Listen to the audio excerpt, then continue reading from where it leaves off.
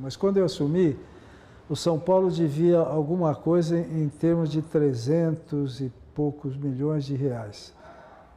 Isso não era salário de jogador, mas era fornecedor, banco, uma série de coisas. Quando eu deixei o São Paulo, 2 anos depois, deixei com 280 milhões. Eu consegui reduzir uma parte da dívida. A dívida hoje está beirando 600 milhões, que eu sei. Os bancos não davam mais crédito, tinha que buscar alternativas. Procurei especialistas nessa área, tentei criar um fundo chamado FDIC, um fundo de direitos de atletas em formação, né? Fui até a CVM para ver da possibilidade de você colocar contratos de jovens em formação como lastro de um fundo para fazer captação de recursos, distribuir debêntures e, com isso, fazer caixa para pagar a dívida.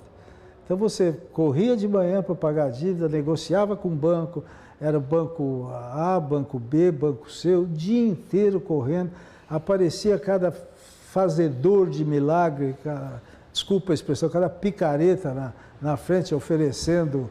Teve um que chegou um dia, olha, eu vou falar porque eu sou amigo do Abílio Diniz, não sei o quê. Eu falei, tá bom, o que você quer?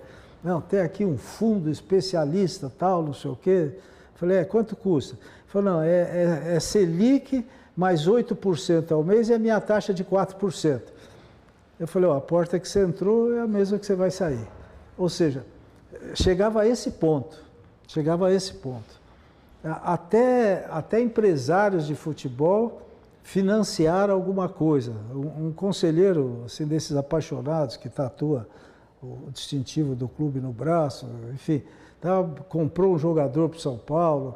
E a gente ia vivendo desse jeito, aperto financeiro danado, mas eu não tinha mais que dar as benesses que a última gestão do Juvenal deu, né? Ingressos, viagens, compras, carro, caminhão, motorista, segurança. Acabei com tudo isso.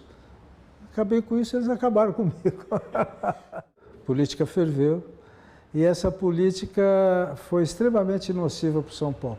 Já foi nociva na sucessão do Juvenal para mim. Ficou nociva comigo, continuou nociva depois que eu saí. Eu até renunciei. Há um grupo de conselheiros importantes do São Paulo, inclusive a grande maioria faz parte do Conselho Consultivo, que é aquele grupo de ex-presidentes, e numa reunião informal num determinado escritório, foi-me sugerido que renunciasse. Eu falei, não, renuncia, você sai da mídia, acalma o ambiente do São Paulo e o São Paulo toca. Claro, na minha cabeça, acima de tudo, era o São Paulo, não era o meu mandato. Eu já tinha sido presidente, já tinha idealizado o Clube dos 13, já tinha tido os títulos paulista, brasileiro. Eu não estava preocupado em me manter no poder, nunca tive essa preocupação. E tinha o escritório. Muito bom, renunciei. Mudou alguma coisa? Não mudou nada. Continuaram fazendo o diabo, a ponto de instaurarem um processo disciplinar interno para me excluir do conselho. Eu idealizei, fundei e presidi o Clube dos 13 muito tempo. Criamos a Copa União. E naquele campeonato da Copa União, quem o venceu foi o Flamengo. Para nós do Clube dos 13, campeão brasileiro era o Flamengo. E eu era o idealizador. Eu fui ao Maracanã assistir a final contra o Inter de Porto Alegre. Tudo bem.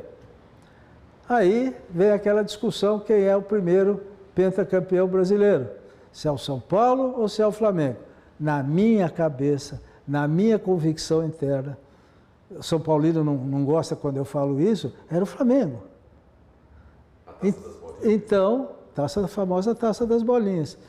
Queria que o São Paulo reconhecesse. Se eu for autonomamente, sem consultar a diretoria, né? Que o Flamengo é o pentacampeão, vão me matar, eu não tinha dúvida. Mas no íntimo eu queria fazer isso. Reuni a diretoria, expliquei, vários deles acompanharam o movimento e falaram, leva para o conselho, porque aí você tem o respaldo do conselho. Levei para o conselho, o presidente do conselho era o Leco habilmente, do lado político, não queria botar a mão nessa cumbuca, lavou a mão e disse, não, isso não é competência do Conselho, devolvo para a diretoria. E eu acabei não reconhecendo o Flamengo, mas no íntimo não tenha dúvida que o Flamengo aquela Taça das Bolinhas era o Campeonato Brasileiro. O grande problema do São Paulo, esse é o ponto fulcral. São Paulo tem uma parte social ativa, eu não sei quantos sócios são hoje, mas é um clube social muito bom. Tem o esporte, aspas, amador, que de amador não tem nada, tem um belo time de basquete que eu estou vendo, vôlei, tem o esporte, e tem o futebol profissional. Um não combina com o outro. São absolutamente inconciliáveis. O interesse do futebol profissional não é interesse do social, nem do esporte chamado amador. E vice-versa entre os três. O meu sonho, que eu comecei a tentar dar os primeiros passos, era separar o futebol do resto. Não era difícil fazer isso, mas você precisava ter uma maioria do conselho, um belo trabalho de base, um belo suporte jurídico. Um dos maiores escritórios de advocacia que eu cheguei a chamar, não contratei, mas chamei para estudar. O titular que cuidaria da parte tributária é professor de direito tributário. Nós íamos criar o seguinte, pegar o São Paulo, hoje, todo o patrimônio é dele, e arrendava para o São Paulo só social e que pagaria um valor de aluguel. Então você criaria o São Paulo Futebol, ou já deixaria o São Paulo Futebol como está, e criaria o São Paulo Social Clube. Você dividiria gestões distintas, tem nada que fazer conselho, gestão profissional,